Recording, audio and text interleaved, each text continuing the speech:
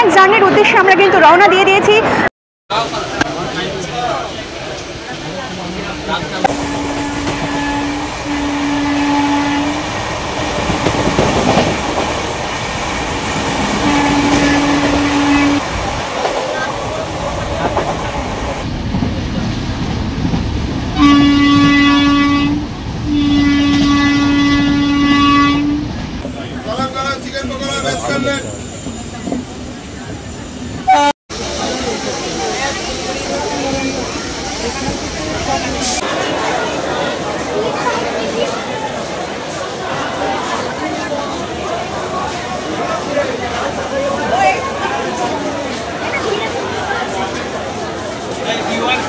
কি সকলে ভালো আছেন তো? আবার চলে এলাম নতুন একটা যাত্রাপথের সূচনা নিয়ে, আবার একটা নতুন ভ্রমণ কাহিনী নিয়ে চলেছি নতুন এক গন্তব্যস্থলের উদ্দেশ্যে। আমরা আপনাদের সেই সমস্ত কিছুই শেয়ার করব এই ভিডিওতে। না শুধু এই ভিডিওতে নয়, আমার চ্যানেলে আগত বাকি সমস্ত ভিডিওগুলিতে। এই তো সবে যাত্রা শুরু হলো। বাঙালিদের কাছে যাত্রা ভ্রমণ এই সব কিছুই একটা দারুণ আনন্দের বিষয়, আমার কাছেও কিন্তু তাই। আর তাই তো আমার পছন্দের এই টপিক, পছন্দের এই বিষয়ের ওপরই আমি ভিডিওগুলো করতে পছন্দ করি। ভ্রমণের কথা শুনলেই এক চুটকিতেই মনের মধ্যে একটা আনন্দ কাজ করে, একটা দারুণ এক্সাইটমেন্ট কাজ করে। আর সেটা যদি হয় ট্রেনে ভ্রমণ, তাহলে থ্রিলিংটা আরো বেশি বেড়ে যায়। আজকে আমরা জার্নি করব তাম্রলিপ্ত এক্সপ্রেস, কান্ডারি এক্সপ্রেসে, যেটা একই ট্রেন। এই সমস্ত ডিটেলস দেব এই ভিডিওতেই, আপনারা সাথে থাকুন।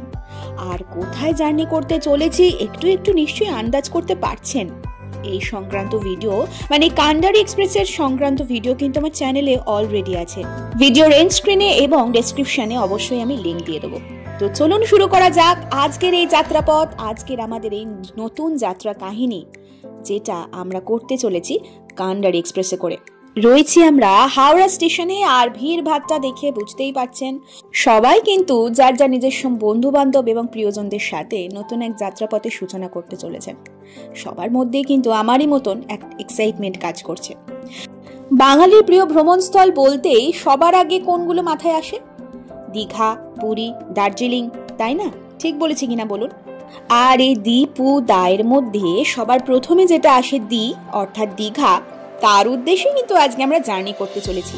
এই দীঘার সাথে বাঙালির কিন্তু একটা দারুণ সম্পর্ক। একদিন দুদিন যতদিনে ছুটি হোক না কেন, টুক করে কিন্তু দীঘা যেতেই হবে। সকলে ভালো আছেন তো? নতুন এক জার্নির উদ্দেশ্যে আমরা কিন্তু রওনা দিয়ে দিয়েছি। রয়েছে কিন্তু আমরা এখন হাওড়া স্টেশনে, আর দুপুর 2:25 কান্ডারি এক্সপ্রেস ছেড়ে চলে যাবে হাওড়া স্টেশন।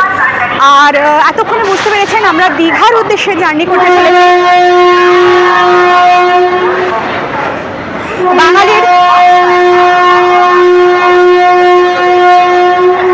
বাঙালির প্রিয় দীঘা, পুরী, দার্জিলিং এর মধ্যে এমন একটা মেন ডেস্টিনেশন দীঘা। সেই দীঘার উদ্দেশ্যে কিন্তু আমরা যাত্রা শুরু করতে চলেছি। কান্ডারি এক্সপ্রেসে দুপুর 2:25 কিন্তু হাওড়া স্টেশন ছেড়ে যাবে।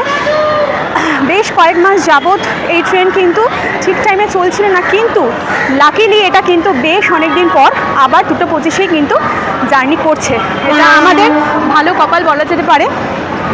আর বেশিক্ষণ কিন্তু হাতে সময় নেই, আমরা একদম কাঁটায় টাইমে কিন্তু এসে উপস্থিত হয়ে গেছি। দেখুন স্টেশন মোটামুটি কিন্তু মানে প্ল্যাটফর্ম মোটামুটি ফাঁকা হয়ে গেছে, কারণ সবাই ট্রেনে কিন্তু উঠে পড়েছে। তো যাই হোক, নতুন এক জার্নি উদ্দেশ্যে আমরা কিন্তু রওনা দিচ্ছি। So let's go. শুরুতেই বলে রাখি, আমার এই ভিডিওগুলো কিন্তু প্রায় 1-1.5 মাস আগের, অর্থাৎ পুজোর বেশ কিছুদিন পরে, মাসখানেক পরে। সো সেক্ষেত্রে এই যে কান্ডারি এক্সপ্রেসের কথা আমি ইনফরমেশনটা একটু আগে বললাম, যে এই ট্রেন কিন্তু বেশ কয়েক মাস যাবৎ প্রচুর লেট করছিল, কিন্তু লাকিলি আমরা এই ট্রেন কিন্তু একদম টাইমেই সেদিনকে পেয়েছিলাম। 14:25 অর্থাৎ দুপুর 2:25 কিন্তু এই কান্ডারি এক্সপ্রেস ছাড়ে। এই ট্রেনটাই সকাল 6:30টায় তাম্রলিপ্ত এক্সপ্রেস নামে হাওড়া থেকে দীঘা অবধি গন্তব্য, মানে হাওড়া থেকে দীঘা অবধি জার্নি করে। সেই ট্রেনই আবার ফিরে এসে দুপুরবেলা 2:25 কান্ডারি এক্সপ্রেস নামে, যেটার নাম্বার হচ্ছে 22897 কান্ডারি এক্সপ্রেস হাওড়া টু দীঘা, এই নামে কিন্তু আবার দীঘা অবধি জার্নি করে। শুরুতেই আপনাদের একটু ওয়াশরুমটা দেখিয়ে দিই। এখানে উঠতেই একটা ওয়াশ বেসিন পাবেন এবং ওয়াশরুম বা বাথরুমের মধ্যেও একটা বেসিন পাবেন, লাইট রয়েছে এবং কমোড সিস্টেম রয়েছে, ইন্ডিয়ানও রয়েছে ঠিক অপোজিটেরটাতে। কিন্তু পরিষ্কার পরিচ্ছন্নতা নিয়ে যদি বলি, খুব একটা পরিষ্কার কিন্তু নয়, তো সেক্ষেত্রে আমি ইন ডিটেলে দেখালাম না ওয়াশরুমটা আপনাদেরকে। যেহেতু প্রচুর মানুষ এই ট্রেনে জার্নি করে, উপরন্তু এই ট্রেনটা একবার সকালবেলাতে অলরেডি দীঘা অবধি জার্নি করে আসে, তো সেক্ষেত্রে পরিষ্কার পরিচ্ছন্নতা নিয়ে একটু গাফিলতি থেকেই যায় যেটা। আর সব থেকে বড় কথা, খুব রিজনেবল প্রাইসে কিন্তু এই ট্রেনে জার্নি করা যায়, সেজন্য অনেক মানুষ এই ট্রেনটাকেই চুজ করেন। আর ট্রেনের কত কি ভাড়া সেটাও কিন্তু আমি ইন ডিটেলে ভিডিওতে আপনাদের সাথে শেয়ার করব। আমরা জার্নি করছি 22897 হাওড়া টু দীঘা কান্ডারি এক্সপ্রেসে এবং এখান থেকেই কিন্তু আমাদের জার্নিটা শুরু হলো। এই ট্রেন সংক্রান্ত কিছু ইনফরমেশন এবার আমি আপনাদেরকে দিই। এই ট্রেন দুপুর 2:25 অর্থাৎ 14:25 ডিপার্চার করে, অর্থাৎ ছাড়ে। ট্রাভেল টাইম 3 ঘন্টা 25 মিনিট, অর্থাৎ 3.5 ঘন্টার মধ্যে কিন্তু দীঘা পৌঁছে যায়। ডিস্টেন্স হচ্ছে 185 কিলোমিটার। আর মোটামুটি 6টা হল্ট স্টেশন রয়েছে, অর্থাৎ হাওড়া থেকে দীঘা পর্যন্ত 6টা স্টেশনে হল্ট করে এই ট্রেন। হাওড়াতে মোটামুটি 18 কিংবা 19 নম্বর প্ল্যাটফর্মে এই ট্রেন সাধারণত দেয় এবং দুপুর 2:25 ছেড়ে সন্ধেবেলা 5:50 অর্থাৎ 17:50 মিনিটে কিন্তু এই ট্রেন দীঘাতে পৌঁছে যায়। সেক্ষেত্রে টাইমের এদিক ওদিক কিন্তু হতেই পারে।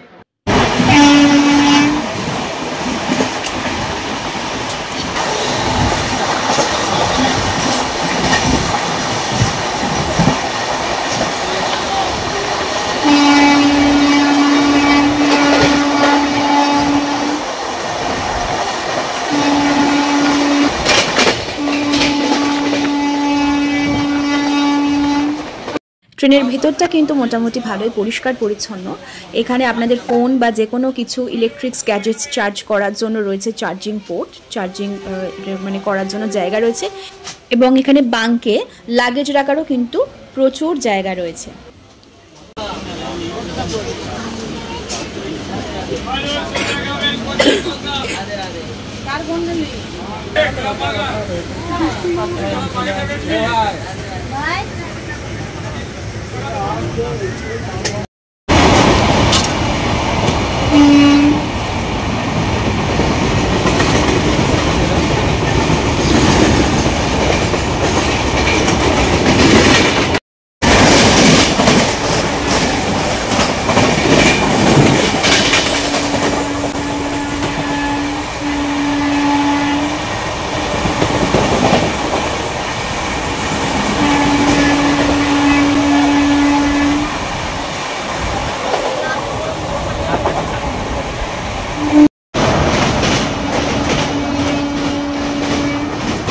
দুপুরে তো আমরা লাঞ্চ করে বেরিয়েছিলাম, তো মোটামুটি বিকেলের দিকটাতে একটু খিদে পেয়েছিল, সাথে নিয়ে নিয়েছিলাম আমাদের সেই ছোটোবেলার স্মৃতি, ফিরে পেলাম বাপুজি কেক সাথে, সেই টেস্ট যেন এখনও রয়েছে। তো যাই হোক, এখানে প্রত্যেকটা সিটের পিছন দিক করে রয়েছে কিন্তু একটা করে টেবিল হোল্ডার। এটা এখানে ক্লিপ সিস্টেম করা রয়েছে। একটা জায়গায় দেখলাম এই ক্লিপগুলো ভাঙা। ট্রেনগুলো মেনটেন্সগুলো একটু কম করা হয়। এখানে কিন্তু বটল হোল্ডারও রয়েছে আর নিচে জালির মতো করা রয়েছে কিছু জিনিস হোল্ড করে রাখার জন্য। এই ট্রেনে কিন্তু আপনারা প্যান্ট্রি ক্যাটারিংয়ের সুব্যবস্থা পাবেন। প্যান্ট্রি ক্যাটারিং, অনবোর্ড ক্যাটারিং, ই ক্যাটারিং সব কিছুই কিন্তু রয়েছে অ্যাভেলেবেল। এবং এই ট্রেনের প্রত্যেকটি কোচ হচ্ছে কিন্তু LHB রেক বা LHB কোচ। আমি একটু আগেই প্ল্যাটফর্ম নাম্বার 18 বা 19-এ বলেছিলাম, সেক্ষেত্রে 18, 19 বা 20 তিনটে প্ল্যাটফর্মেই কিন্তু এই ট্রেন সাধারণত অ্যাভেলেবেল থাকে। রয়েছে কিন্তু এখন আমরা মেচেদা স্টেশনে।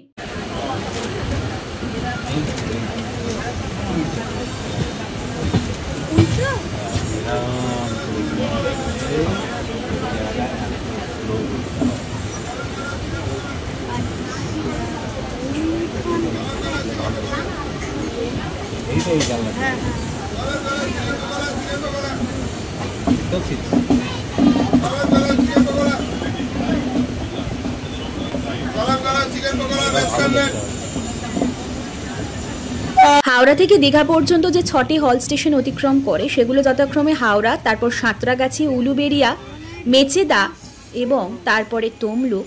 রয়েছি আমরা এখন তমলুক স্টেশনে, তারপরে কাঁথি এবং তারপরেই হচ্ছে দীঘা।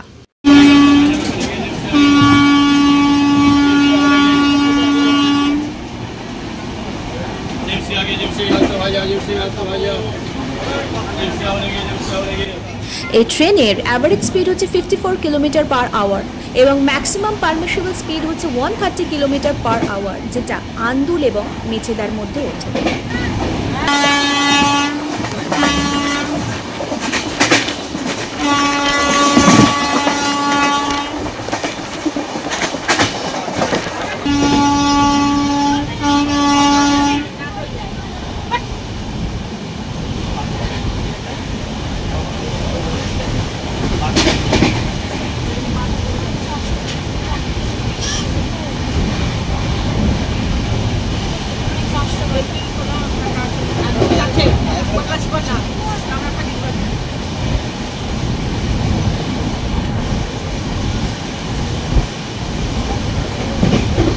তমলুক জাংশন ক্রস করার পর কাঁথি অবধি পৌঁছানোর আগে কিন্তু মাঝখানে অনেক কটা কিন্তু স্টেশন আছে যেগুলোতে কিন্তু ট্রেন দাঁড়ায় না।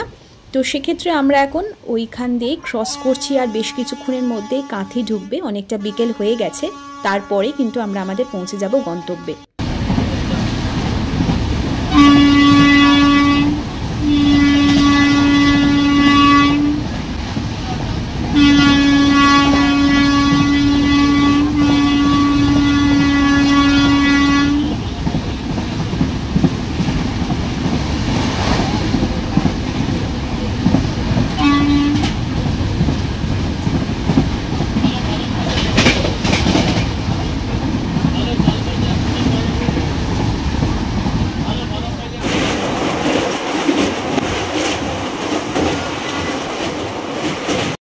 এইবার আসি সব থেকে মেন টপিকটায়, সেটা হচ্ছে এই ট্রেনের ফেয়ার সম্পর্কে।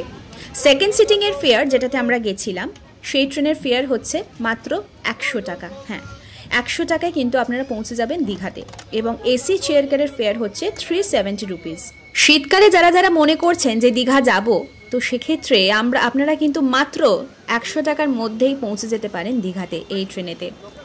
আপনাদেরকে ইনফরমেশন দিতে দিতে এবং কথা বলতে বলতে আমরাও কিন্তু আমাদের প্রায় গন্তব্যের কাছে এসে পৌঁছে গেছি। দেখুন, কাঁথি স্টেশনে কিন্তু আমরা পৌঁছে গেছি। কাঁথির পরেই কিন্তু আমরা পৌঁছে যাব দীঘাতে।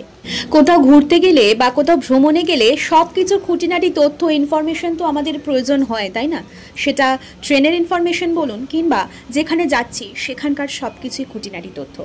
তাই আমার ভিডিওগুলোর মাধ্যমে আপনারা পেয়ে যাবেন ইন ডিটেলসে সব রকমের ইনফরমেশন।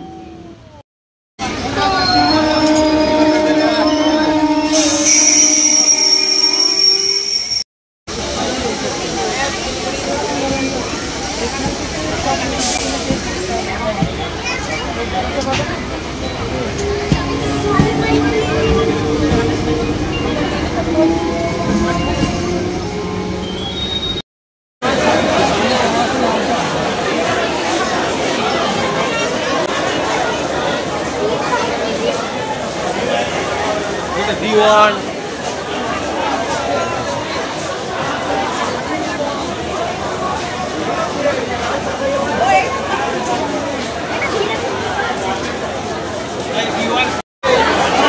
ঘড়ির কাঁটায় এখন 6:07 বাজে। আমাদের ট্রেন মোটামুটি মিনিট 15 করে লেট হলেও একদম কারেক্ট টাইমে কিন্তু দীঘা প্ল্যাটফর্মে দীঘা স্টেশনে এসে ট্রেন উপস্থিত হয়ে গেছে। এটাই সব থেকে বড় ব্যাপার। যেটা ভেবেছিলাম যে এবারেও ট্রেন হয়তো অনেকটাই লেট করবে, কিন্তু তা নয়, ট্রেন একদম কিন্তু কারেক্ট টাইমেই ঢুকেছে। তো যাই হোক, ভিড়টা দেখতে পাচ্ছেন, মানে ভিড়টা রয়েছে প্ল্যাটফর্মে, কারণ এখন প্রচুর প্যাসেঞ্জাররা কিন্তু এবার ফিরবে করে হাওড়া ফিরবে। আর চলুন বাকিটা পরের ভিডিওতে দেখতে পাবো।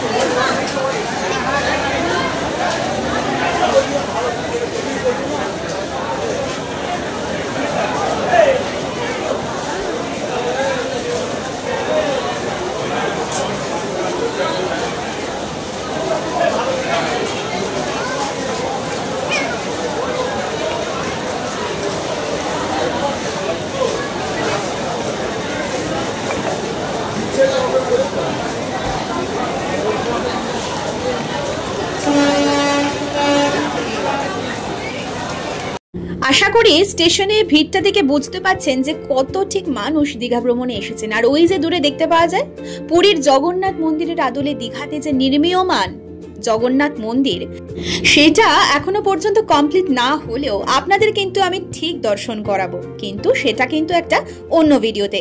এছাড়াও দীঘাতে আমরা কোথায় উঠছি, মানে কোন হোটেলে থাকছি, কিভাবে ঘুরছি, কোথায় খাচ্ছি এবং সমুদ্র স্নান যেটা আমাদের সব থেকে প্রিয়, যেটা টানে আমরা বারে বারে কিন্তু দীঘাতে ছুটে যাই, সব ডিটেলস, সমস্ত ইনফরমেশন এবং সব কিছু দেখাবো কিন্তু আমার চ্যানেল এক্সপ্লোর উইথ ঈশিতাতে। তার জন্য কিন্তু চোখ রাখতে হবে আমার চ্যানেলের পর্দায়। আজকের মতো তো হাওড়া থেকে দীঘা অবধি এই ট্রেনের জার্নি আমাদের এখানেই শেষ হলো। ভিডিওটা কেমন লাগলো আর ইনফরমেশনগুলো কেমন লাগলো অবশ্যই আমাকে কিন্তু কমেন্ট করে জানাবেন। এরপর আস্তে আস্তে পরবর্তী ভিডিওতে তুলে ধরবো সমস্ত দীঘার ভ্রমণের সবকিছু। তার জন্য একটু অপেক্ষা জাস্ট। এর পরবর্তী ভিডিওতে আসছে আমরা কোন হোটেলে উঠছি। তাহলে দীঘার যাত্রা আর দীঘার ভ্রমণ টু বি কন্টিনিউড। আজকের মতো আসি, কেমন, টাটা।